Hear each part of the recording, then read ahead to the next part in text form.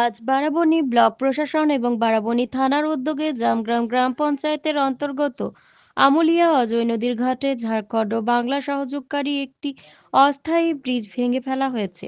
এই টেম্পোরারি ব্রিজটি দুই ভাগে ভাগে দেওয়া হয়, যাতে ঝাড়খণ্ড থেকে বাংলা এবং বাংলা থেকে ঝাড়খণ্ডে যাতায়াত বন্ধ করা যায়। ঝাড়খণ্ডের মানুষের অভিযোগ, এই ব্রিজটি ভেঙে দেওয়ায় তাদের দৈনন্দিন যাতায়াতের অসুবিধা দেখা দেবে। অসুবিধা এখানে আমাদের তো কোনো অসুবিধা নেই। আমাদের সাধারণত ওদিকে যাওয়া আসা খুব খুব কম। অসুবিধা ওদিকে যে সামনে ৮-১০টা গ্রাম আছে, ওদের খুবই অসুবিধা হবে। মানে অসুবিধা অনেক হবে ওদের, কেননা আমাদের আসানসোল জেলা হাসপাতালে অনেক প্যাসেঞ্জার নিয়ে যায় ওরা। ওদিকে হিন্দি পড়াশোনা খুব অসুবিধা হয়। এদিকে বাংলা মিডিয়াম আছে, ওরা মানে বাংলা পড়াশোনা আমাদের বেঙ্গলে পড়াশোনার উপরে ইনভলভ। ওরা ছেলে মেয়েদের আমাদের পড়তে আসে। তারপরে যে অনেক রকম, যেমন ছেনা মোটা ধরুন, তারপরে আরও যে সাধারণ পাবলিক যাওয়া আসা করে। তাদের মতে এই ব্রিজের মাধ্যমে তারা খুব সহজেই পশ্চিমবঙ্গে যাতায়াত করতে পারতেন। তবে বাংলার স্থায়ীদের মতে তারা খুব কমই ঝাড়খণ্ডের দিকে যাতায়াত করেন।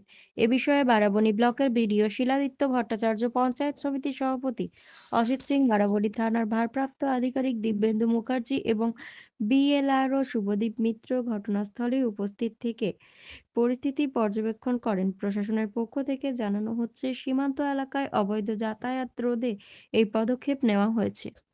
দেখুন, নদীর ওপরে এরকমভাবে তো রাস্তা করা যায় না। নদীর ওপরে ব্রিজ আছে, ব্রিজ ব্যবহার করে চলাচল করতে হবে। নদীর উপর যদি এরকম ব্লকেজ কেউ তৈরি করে, সেটা বেআইনি এবং তাতে ইকোলজিক্যাল ইম্প্যাক্ট এবং নদীর পাড়েরও ক্ষতি হয়।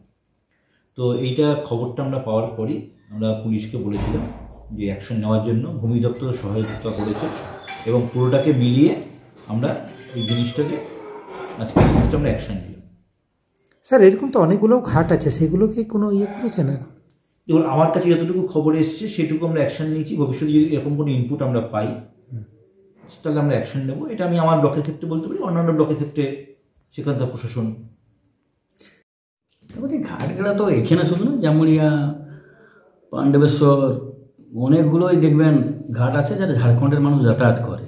এবং ঘাটগুলো বড় কোনো ঘাট নয়, মানে যে ট্রাক চলবে, ডাম্পার, মিনিবাস, এই সকল ঘাট নয়। সিঙ্গেল সরু ঘাট মানুষ যাতায়াতের জন্য। এবং দেখবেন ঝাড়খণ্ডে প্রচুর গরিব মানুষ আছে, তারা এলাকায় রুজি রোজগারের জন্য আসে। তারপরে এখানে হসপিটাল, পেশেন্ট ঝাড়খণ্ডে ভালো হসপিটাল নেই। আমাদের কেলাজোড়া হসপিটাল বলুন, এগুলো আছে। শুধু বারাবণীতে নাই তো, বারাবণী, বড়কলা, ফলকলা, চারধারেই তো এই সকল ঘাটগুলো ঝাড়খণ্ডের লোকরা যাতায়াতের জন্য বানিয়েছে ম্যাক্সিমাম। এটাতে বলছে খালি হসপিটালে এইসব বেশি যাওয়া আসা করে, পেশেন্টে বেশি যাওয়া আসা করে। পেশেন্ট করে রুজি রোজগারের জন্য মানুষ প্রচুর আসে এলাকায়। ঝাড়খণ্ডের এখানে ঝাড়খণ্ডের লোক ম্যাক্সিমাম এখানে ইট ভাটা বলুন, প্রচুর পরিমাণে কাজের রুজি রোজগারের জন্য আসে।